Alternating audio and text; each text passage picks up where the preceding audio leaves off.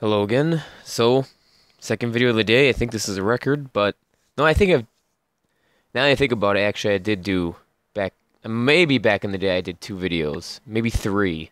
I'm not sure.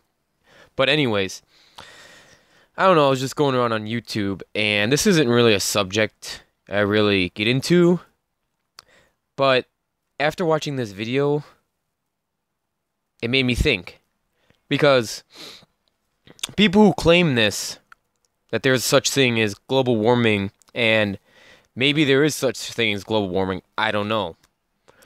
But at the end of the day, when they present me with this evidence, and I look at it, and since I know my history, probably better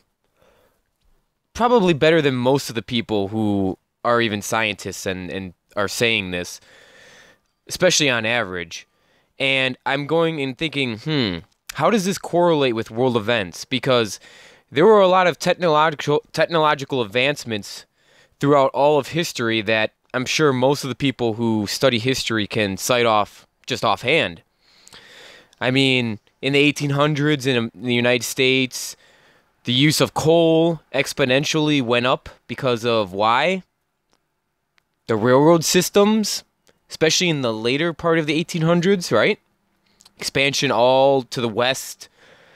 And anybody who knows basic history knows that. So, theoretically speaking, right? Because we're using trains more often and they're building more trains and there's more railroads and we're burning up more coal. You would think in the 1800s there would be a temperature spike that would be exponentially high, right? Because when we started using coal, that would increase the carbon emissions, right? I mean, they try to tax coal companies, so there has to be some correlation there, right? And I thought about it, and I thought, okay, let's see how that makes sense with the data. So this is the data that this person is showing, which is a epic fraud. And what's sad is everybody who's against this is control opposition. So you can't really, I mean, Alex Jones is against it. Crowder's against it. They're all control opposition. So what are they there to do? Sabotage it. They're there to sabotage the truth. So they won't tell you the truth about it. They won't even say anything that I say. But look at this real fast, because I deal with, actual information from the other side that they're saying. So not only is this graph misleading, because why? Do you see that? It goes to 1920. Why did you guys only go to 1920? So I decided, you know what? Let's just go to the source of all this propaganda themselves.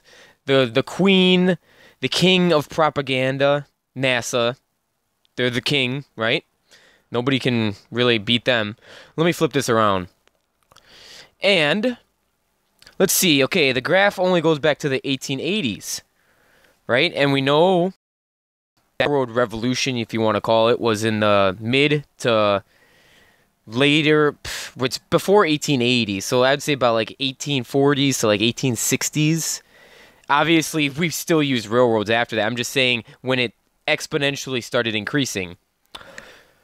So, what happened from 1840 to 1880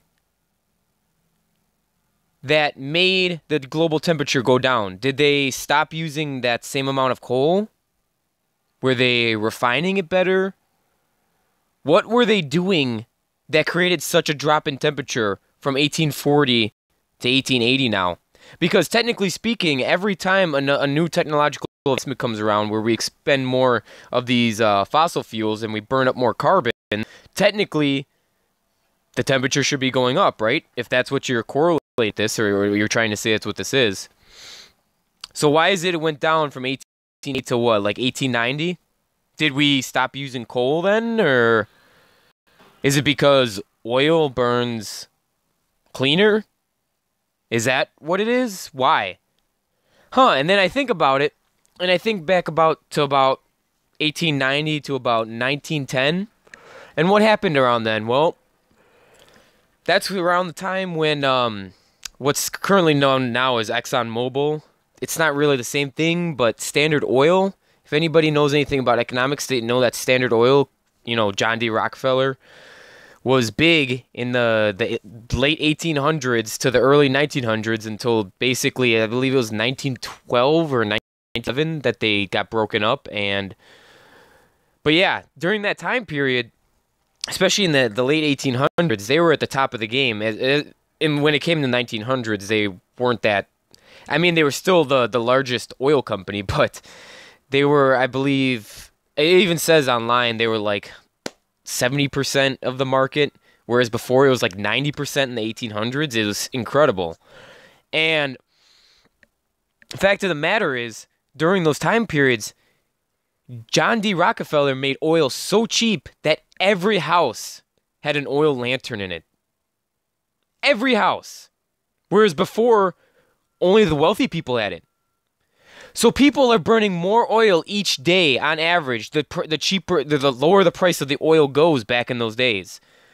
So, thinking logically, people are burning more oil. Why is the global temperature, the global average temperature, not going up?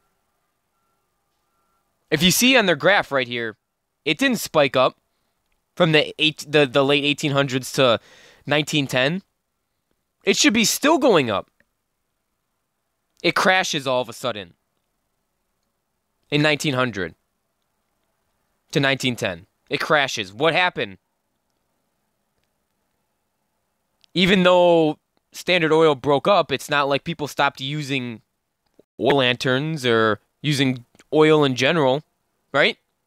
And then obviously the 1930s, 1940s, right around when cars started becoming available for the average person, especially in the 50s is really when it exploded, right? I mean, you still had to be pretty wealthy in the 1940s to own a car, but you had to be like above middle class, whereas obviously before in the early 1900s, you had to be really, really wealthy to own a motor vehicle. And technically speaking, it should still be going up. There should be no dips. Why did it dip down from 1940 to 1950? What happened? Did we stop using cars, or did we stop burning as much oil? I thought that's when we started, using nuclear power and... See, when you think about it, when I looked at their data, it made absolutely no sense. Because are we burning more oil now, or is it... Because if you think about it, right now, we're burning oil more clean than we did back in the day. We're burning coal more clean and more efficiently than we did back in the day. They didn't have the ridiculous regulations that we have now. They were burning the crap out of it. They didn't care. They didn't care about the environment back then. But now when we're being regulated and we have cleaner, more efficient machines that produce less, that's accounting for the spike in temperature? It makes no sense. If you know anything about history, you're just going to look at this in 5 seconds and be like, well, what about the historical reality that the technological advancements during these periods should have increased the carbon emissions and should have increased the temperature if that's what you're correlating it with? Plus the fact is, were there less people alive in 1900 than in 1910? That's not even when the Depression happened. So, what's accounting for that? Are there less people too, besides the less amount of oil and less amount of coal? It just doesn't make any sense. You look at this graph and it's arbitrary, it's garbage, it's nonsense. If you know anything about line graphs in economics, they're usually arbitrary. There's a spike occasionally because some regulations are gotten rid of, or they find a way around it. And then there's a dip in it sometimes. Put more regulations on it, or a certain people, the oil is really drying up, and they're not doing as well and refining it. But there's reasons for that.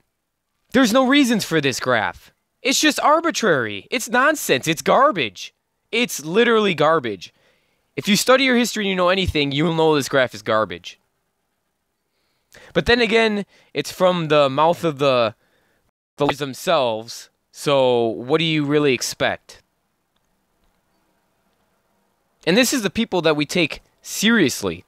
We pay them with our money to lie to us. Well, that's like every other government agency, I guess. So yeah, check out this data. If you don't think that I'm telling the truth about any of this, yeah, let me show you. I wanted to go to John D. Rockefeller real fast. Because a lot of people have a lot of, I only have 2% left, so I have to hurry up. A lot of people have a lot of bad things to say about John D. Rockefeller. But at the end of the day, it doesn't say, I don't know if it's going to say the amount that he lowered oil prices, but he literally lowered oil to such a low amount that it was ubiquitous across the United States. The average person had it. So you can hate John D. Rockefeller all you want, but back in the day, he technically helped people. And he also employed people. I mean, wouldn't you want cheaper gas? I mean, but yeah, I want to end it here because I don't want this video to be as long as the last one. So check out this. I'll put this Wikipedia page in there and then the last lying article.